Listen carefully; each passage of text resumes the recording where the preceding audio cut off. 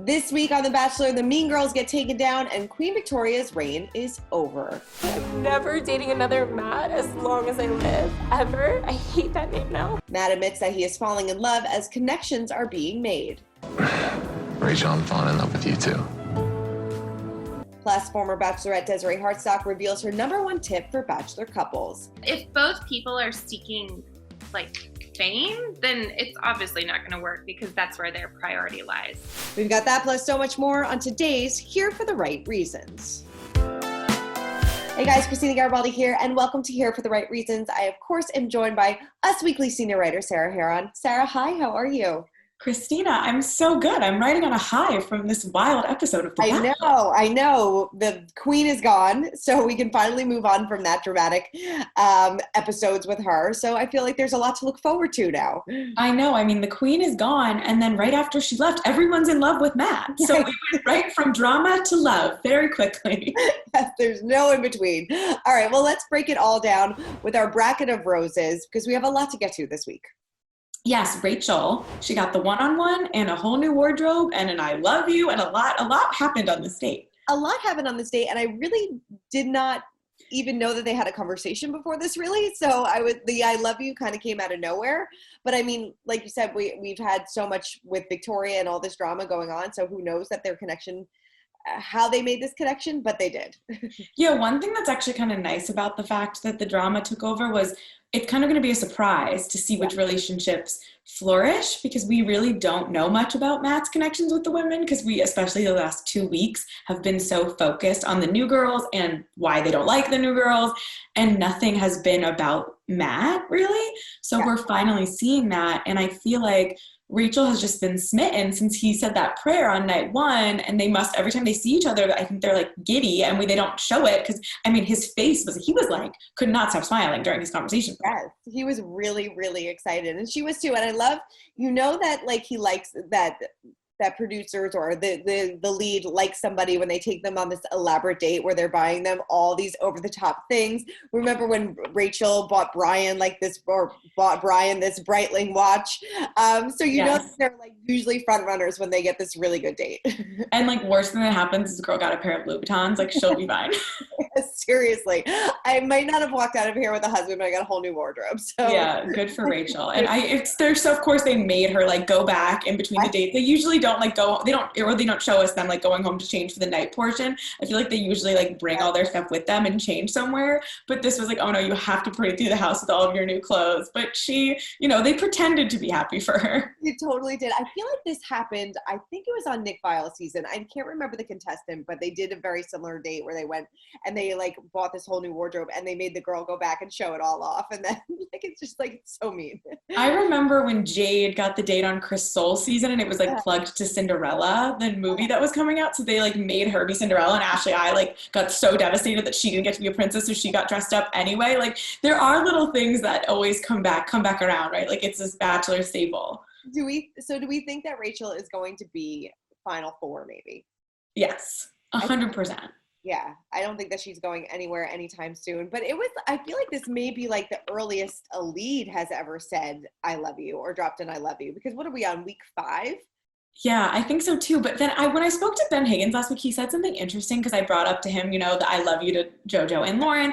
And he was like, I just think I was the first person they showed did that. He's like, I think that happens sometimes, but that was my whatever. And I'm like, that's true. Whereas maybe, it's the Claire of it all, that maybe sometimes people do make crazy comments that's my husband, but they don't show it to ruin the show. But for that, they showed it. So we bought that narrative. Yeah. So I don't know, but he definitely seemed to mean it. And I think that, mean it as much as you can at this point. He's definitely in lust with her. I think she's the front runner or up there for sure. Right. You make a really good point. Every single season has their narrative, but what is Matt's? I don't really know because you said, we've been so immersed in all this drama that we don't really know who Matt is. We don't really know his story. We don't really know, yes, he's never been in love before, never had a really long, serious relationship, but I don't really know what his narrative is now that you mentioned it. I think his narrative is just guy trying to figure out how The Bachelor works. Right? Yeah, seriously. The drama, the rose ceremony, love, everything that makes The Bachelor, it's the naiveness that they're leaning into, and it's watching Matt navigate it. And this was the first episode that was oh, I don't know if they, gave him advice on some of these lines or if this was all him, but either way, he looked incredible. I think he came off great and he said all the right things and he finally, stepped in and handled it the way the Bachelor should and the way like a normal guy you would want them to. Right. Yes. Yeah. He was much more poised, much more put together. He didn't take any more BS, which was good, and got rid of the drama, which is nice. Let's move on to our other one-on-one date, which may have been like the shortest one-on-one date in history, but it was with Kit, and I don't know if they really have a good connection or maybe he's blinded by the Bentleys, the red carpet from the fashion events, but she's on a whole other level.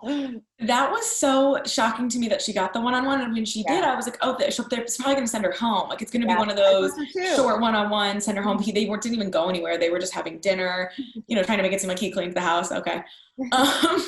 But I don't know. They had this connection we knew nothing about, apparently, because maybe something that attracts him to her is the fact that she's from New York and that's where he lives. And he isn't a socialite by any means, but, he runs in a crowd with Tyler Cameron. He's connected. So maybe he's trying to, imagine their life together like that. But she's also this 21-year-old girl who was involved with the drama. So I guess we just missed their connection until now. And then they tried to like put it on us. And I was like, wait, what? I thought she was going home. I thought she was going home too. But yeah, like she's only 21 years old. She is like, she's still in college, I would imagine. I don't know. Yes. I don't know what she's doing, but she's so young. So it's like, is she really ready for this? But yes, she's had a very different lifestyle than a lot of other people. So maybe she's had to grow up really quickly. I don't know, but it definitely, I don't know if I see her really staying around till the end. I don't think we're going to meet Cynthia Raleigh at the end of this. I don't think so either. I don't know if Cynthia Raleigh would have signed up for the hometown visit. I don't think she's flying to Nemacolin. But I was just listening to Kit on the Bachelor Happy Hour podcast, and she is a senior at NYU, took off the semester to film the show. She has her own fashion line that she started, I think, like under her mom. They have a podcast. So she actually was very annoyed that they were presenting her as a, quote, socialite. Okay. Because she's like, yeah, like I have, obviously my mom is, I have part of the public figure life and like I'm really lucky, but I also work and do my own stuff and I'm in school, but you'd think I'm just like riding my mom's coattails. It was interesting. She sounded a little more mature, but at the same time, I don't know if she's ready for like 29-year-old Matt James settling down when she was very much involved with the Mean Girl stuff. She was very much involved and nobody called her out on that either. So I wonder if like his perception changed about her now that he's watching back the show because he didn't really know that she was involved in all this, but who knows, maybe it'll come out. I don't know. There is so much that I feel like Matt James is learning watching the show because obviously, they film it on the drama, but his face every time he was hearing like new stuff during this episode, he was like, oh, I gotta talk to her too. Like she's involved. Like he was just like, oh my God, I think he probably needed like a drama chart or something. I'm sure he did, which is probably why he just ended the cocktail hour because he's like, I can't deal with this anymore. I have a headache. I need to stop. Crazy. I mean, do you see any other connections that you were kind of surprised about this episode? I think we're gonna get more Michelle with who was the newcomer who got the one-on-one and kind of was upset that she didn't get more time this week because they had a nice group date conversation. I want Katie to get a one-on-one really bad. I don't know if it's going to happen. She's kind of just like skating by. Yes. And I think, you go back to your Brie and your Serena P, those girls who got the one-on-one dates earlier, I feel like we're going to see them come around because it feels kind of late in the game, especially now that he's saying the L word to Rachel to have like newcomers emerge. Like I feel like we've met all the front runners. Right. I was a little bit surprised. I think her name is Piper. When he went up on the group date and he just like started making out with her, I was like, I don't think I've ever seen this girl before. And so that came out of nowhere too. We're missing a lot because I feel like, I guess they just are cutting out a lot because the Kit, the Piper, there's all these connections that we had no idea about. And usually you see like a nugget of it and you're waiting for them to get the date. I was waiting for both of them to be sent home. Right. Me too. I was like, oh, she's new. I never saw her before. Well, we'll have to wait and see. Yeah, we will. And as always, even when, they do end up together at the end, we've seen a lot of Bachelor breakups recently. We lost Claire and Dale. We lost Peter and Kelley. 2020 just kind of destroyed Bachelor Nation. But I recently caught up with former Bachelorette Desiree, who recently celebrated 6 years of marriage with her husband, Chris, who she met on the show. And she gave me her take on why she thinks some of these couples aren't working out and her number one tip for them to try to make it happen after the show. You and Chris, you're going strong. What's the secret? What can you tell us? Honestly, I don't know. I feel like with Chris and I, we would have, if we met outside of the show, we would have ended up together anyways. But I think one of the key things that, especially with newer couples, because they have a different amount of social pressure, I think it's honestly like making the relationship a priority and not becoming famous. Like a different show now.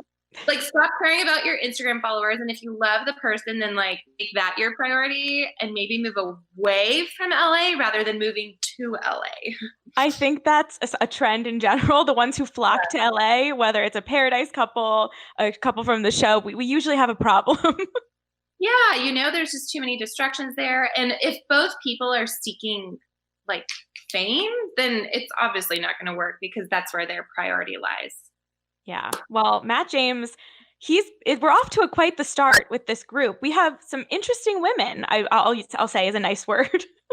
Yeah, so I'm not gonna lie, I missed the first 2 episodes. We've just been so busy moving and all that stuff.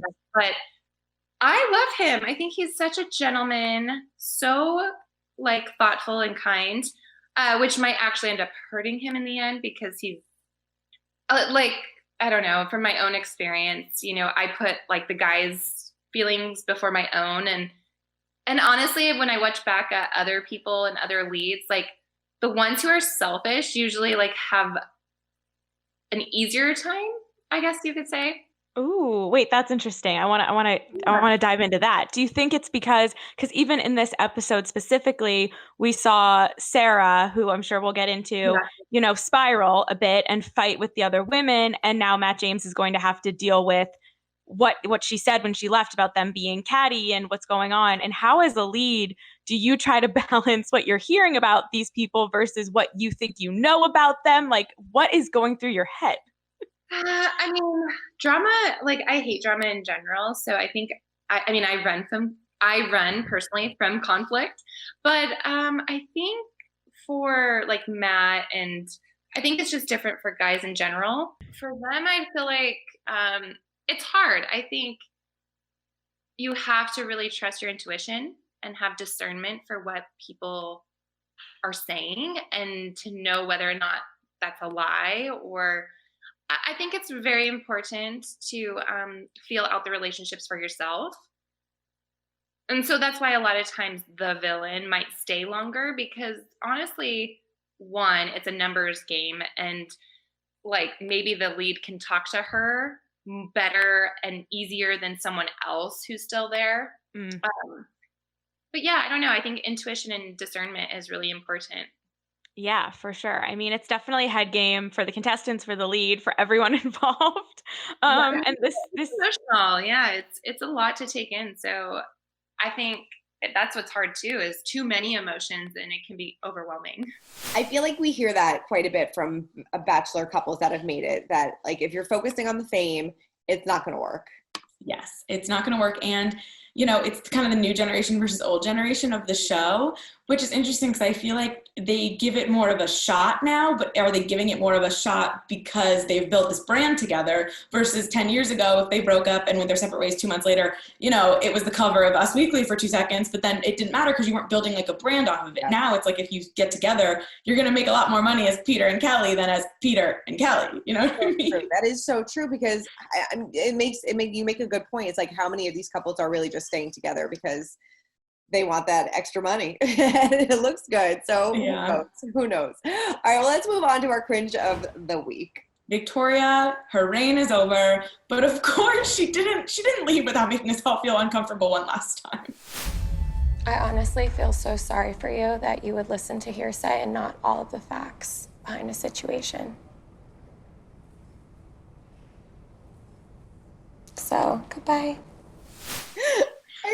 This was definitely one of the most uncomfortable exits ever. I mean, I knew she was going to do something, but I couldn't decide. I thought maybe she was going to go one of 2 ways, which she didn't either. Like, try to talk to Matt alone and be like, you made a mistake, this is why. Like, try to beg him to stay, basically, which she didn't necessarily do, or like blow up everyone's spot. I thought Anna was going to do that too, kind of like try to dig in, or leave more sometimes when they leave, like, watch out, like, watch your back, and like say these like ominous things.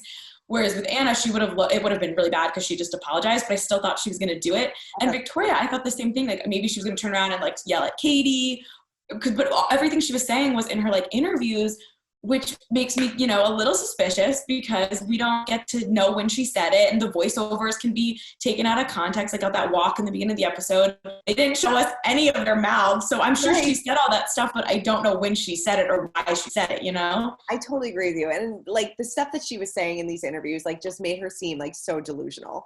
Like, do you have any grasp on reality? Like, you are saying that people are just like, you are basically still bullying people, but denying that you're a bully. Like, you're saying that Katie is disgusting, that the whole house is going to miss you so much because you bring so much joy. Like, girl, like, get it together, get a grasp. I know. She goes from, you know, if she's trying to, her narrative, her like defense of herself is this, everything's in good fun, I'm not malicious, whatever. But in what way, like Matt said, are you calling her a hoe when you don't know her? How is that not malicious? And in what way are you calling someone disgusting and saying they're not worthy of him? In what way is that fun? Like, nothing, her insults aren't sarcastic, so how are they fun? Right, I know. And even when she was talking to the producers outside, she said, "I'm the only one in here with a working brain." Like, you are a mean person. Just deal with it. And we've talked about this so many weeks on this show. Like, what is life going to look like for her after this? I mean, on GMA, she said that she's not a bully, that she's going to work on this. But I mean, this is what people are going to remember you by. I know. I mean, the one thing to say is, like, she knows. I think hopefully she knows after watching at least this episode, like, there's no need to pile it on and, like, attack her. I assume she's, like, hopefully looking inward, and if she's not, then that's insane. But also, like, you wonder, like, when she was in the bathroom, like, did you think she somehow was delusional enough to think they weren't going to use that because she's in the bathroom and talking to a producer? But, like, you have to know you're mic'd and everything, like, a lot of that stuff was to producers, and I wondered if she thought she was, like, confiding in a friend, which is a mistake on her part, but maybe she didn't think it would all be used. Like, I'm trying to figure out why she would keep going and not, like, think about the fact that this is going to air on national television and these girls are going to hear what you said about them. Right. Yeah. But it's interesting because this is like maybe the second or third conversation that they have showed her having with producers. So maybe that she did think that she was talking to a friend, and like maybe she didn't think cameras were on when she was talking to producers. So that, like, I mean, we're going to talk about producer manipulation a little bit with Dylan kind of putting The Bachelor on blast, but it does make you think about what's going on. It's like that, oh my God, the TV show. Now Unreal. It like makes you like really think about that. And I don't know, it's like, is The Bachelor being exposed in different ways? I don't know. It's very strange. But another cringeworthy moment for me that I absolutely loved was the girls trying to apologize after Matt called them out, and they were like going into like panic mode and just being like, "I'm so sorry. This was totally a joke. I didn't mean it. It was like confession, and they were all trying to figure out which one of them was actually like the one he was talking about, when it really, I mean, it clearly showed he could have been talking about any of them, because they all immediately like went to their little black book and started apologizing, which said so much about how toxic or whatever the house actually was if they all had a reason to apologize. And it's like, yeah, how much could they mean it if it was prompted by, you know, Matt laying down the law? I mean, Victoria apologizing for the crown like 2 weeks later, like, that's the least of what you've done. Right. Yeah, seriously. You've done a lot worse. And, you know, I don't think that we were surprised about Anna's departure, but, you know, he basically said, like, I don't need to, you may have made a mistake, but I don't need this in my house right now. I'm not gonna. Yeah, and I think he handled it well too, because he tried not to pile it on. Like, he could have been much harsher to her. Yeah. And you know, because it was serious allegations and stuff she made, but he did it in a way that was like, I'm not trying to make you, I understand you feel bad. It's just like not enough. Like, the damage is done, so you have to leave. But because he could have been harsher on her for sure. Yeah. It also just made me laugh that within 2 seconds of like Victoria and them getting out, we had like a couple minutes of normal, and then there was like a new feud. I'm like, when did this feud start between MJ and Janessa? What was her name? Janessa, I don't know. I don't remember ever seeing her either. But yes, it was like totally random, totally out of the blue. You know, she called her out for starting this varsity versus JV type of thing, and MJ's like, I didn't do that. But I'm pretty sure she did say that. Like, she's definitely been a mean girl in this whole situation as well. We definitely heard her say it at least once in the confessional, because I watched it I watched the episode and then I watched it a second time because I was looking out for that. And I'm sure, like, why would she start? I'm sure that she heard her say it like more than once. And, you know, this whole JV verse, it's like, I'm sure they probably thought they were being funny and talking amongst themselves, but it probably just got really old for the newcomers. One, because like we said last week, they didn't choose this. Like, this was presented to them. They didn't plan to blow up their spots or ruin their thing. I get they're mad about it, but they should be mad at the show or mad at Matt for giving 4 of them roses, not the girls who didn't ask for this. And they also should, you know, if they're making the joke and they think it's so funny, they can see it on the other girls' faces that they don't think it's funny. So then maybe lay off or like be a little more subtle. Right. Just tone it down a bit. So who do you think is going to go home? Do you think it's going to be both of them? Do you think it's going to be MJ? I think it's going to be both of them, just because there's still so many girls left. And I think Matt is just over it. And he's at the point now where he can start sending people home quicker because there's so many left. And if he wants to make a point, all right, there's nothing drama going forward because, look, I'm just eliminating all of you. Yes, I agree. He's like, has to lay down the law and be like, if you are here for the drama, you need to pack your bags and leave. So I hope so. I also really missing like these proper 2-on-1 dates. Like, I don't like the little like 2-on-1 meetings before the cocktail hours. I want a real 2-on-1 date, but. I know, I wonder what that is. I wonder if maybe that's almost the Bachelor's way of like, because the 2-on-1 date is kind of the biggest, like infamous, like you leave one girl and they're trying to, you know, not show bullying, but then the season has been the cattiest, so maybe it is interesting though because this is the 2nd season in a row that they're not doing that and they're doing these like pre-cocktail party showdowns. I miss it. All right, moving on to our Where Are They Now segment, and we have to talk about some serious Bachelor drama that happened off screen this week. Yes, Dylan from Hannah Brown's season went on a Twitter spree. And he said a lot of things. And I think this Twitter spree was actually prompted by Heather, because Angie and Heather are good friends. And we know Heather Martin is going to show up on this episode and everyone's kind of been waiting. And I think he was upset that the fact that he did her dirty, but we'll see how that plays out. So he's upset. But then he just started talking about a lot of stuff, including Jed Wyatt, who obviously won Hannah's season and then allegedly had a girlfriend and their engagement lasted like 2 days. And he said that Jed got screwed over. So now Jed is starting a podcast to respond, saying that he did not cheat on Hannah or Haley, his girlfriend. I mean, why are we talking about this 2 years later? I don't know. It like made me wonder, like, do we think like contracts are up and they can finally start talking about things and that's why they're coming forward? Because, you know, obviously Dylan was on Bachelor in Paradise, so maybe he was under contract for a little bit longer than Jed, but I still don't know why Jed waited so long if he's been holding on to this information. Right. I think the Dylan thing, I really think, because even a couple weeks ago, he started tweeting stuff about Heather, like Heather got screwed. And maybe they didn't know when the episode was going to air and we don't know what's going to happen. But I think he's really upset about whatever happens with Heather. Okay. And then because Jed got drawn into it, I guess for some reason Jed took this as his time. But like if what he had to say was so important, I feel like would be out there by now. And also, he's waiting 2 days to start a podcast? Like, just respond on Twitter too. Like, it makes it so inauthentic right off the bat. It does. It really does. But he does say that, you know, producers manipulate, or Dylan said, but that producers, you know, manipulate situations. Jed said that he was highly manipulated on the show. And that, you know, he didn't cheat on Hannah, didn't cheat on his girlfriend. And that Dylan also said that they edit things to promote bullying, even though they condemn it. So it was kind of all over the place. But I mean, if Jed is right about all this, if he's telling the truth, I mean, if I was Hannah, I'd be pissed as well. Yeah. I mean, listen, I think there's a few things here. One, this show has been on for a really long time and things have gotten, you know, kind of crazy, but all of these people who are speaking out were on the show in the new generation of the social media. They watch stuff like this happen to Olivia on Ben Higgins' season. They've been watching this forever. So if they showed up to the show, wanted to be on the show, signed the contract that said you can present me any way you want, you have to own the fact that you did that. Is it fair? No. Did you choose it? Yes. Mm-hmm. Is the Bachelor treat everyone fairly? Absolutely not. Is that a whole different kind of discussion? Sure. Should they be offered some sort of mental health advocacy program or something post-show? Probably. And Cameron Eubanks from Children Charms book, she said after Real World, they offered them therapy because it's like a hard adjustment. Yeah. You know, should you go on a show that's going to make you need therapy? Then maybe not either. Probably. But at the same time, like, this is a show and they can't, you know, they can change the situation, sure, but they can't make you say or do something that you don't want to do. I genuinely think that. I think so too. And that's what Catherine Lowe came out and she said, you know, I said I didn't want to talk about something and they didn't push it.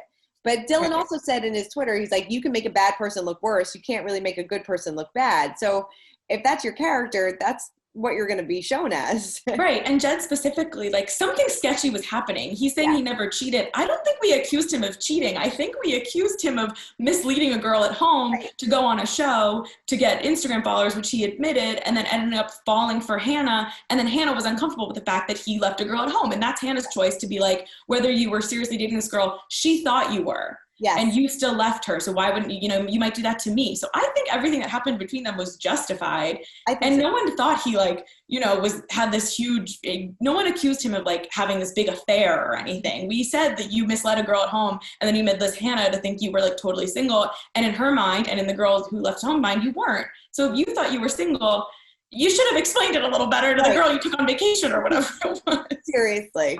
Well, things did not work out for Jed. Well, things are working out for Jed now. He has moved on. He is dating a new girl named Ellen. They live together in Nashville. He's still working on his music. He's got this brand new podcast. So he seems to be doing okay. I think, he and Hannah, I wonder if they've ever talked after the show. I highly doubt it, but. I would love to know that too. Hannah's season just had so many layers to it with the Jed of it all, then her trying to get back with Tyler, and then her showing up on Peter's season. Like, she really had so much, like, I don't know, I would love to like dig deep into that to see where they all went. But Jed's girlfriend was posting like that she was making him cry as he was recording the podcast. So she's all in on Jed, but good for him. Like, I feel like if I was him, I would want to distance myself from all of this and not dredge it up. Like, we kind of all probably forgot. Yeah, I did. I like totally forgot that Jed like was part of Bachelor Nation, because he really did. He distanced himself. He was like, I don't want to be a part of this anymore. He's like, I'm just gonna work on my music. So good for him. That's what he wanted to begin with. So I cannot imagine why. He was honest about that. He did tell Hannah from the beginning that he did come on the show to promote his music. So he was honest about something. Yeah, and something tells me that this, like, bringing up all this drama, it's not going to make people have that much sympathy for you. I'll be shocked if he said something we didn't already know, but maybe he will. Who knows? Right. But we will recap it all next week. And I know that you are actually speaking to Matt James on this week's podcast, so make sure everybody go and listen to Here for the Right Reasons podcast as well. I have a lot of questions for Mr. Matt James. I'm sure you do. All right. Well, make sure to check back every Tuesday for Us Weekly's Here for the Right Reasons Bachelor recap on Us Weekly's YouTube channel. Keep commenting, keep subscribing, and Sarah and I will see you next week. Bye, guys. Bye.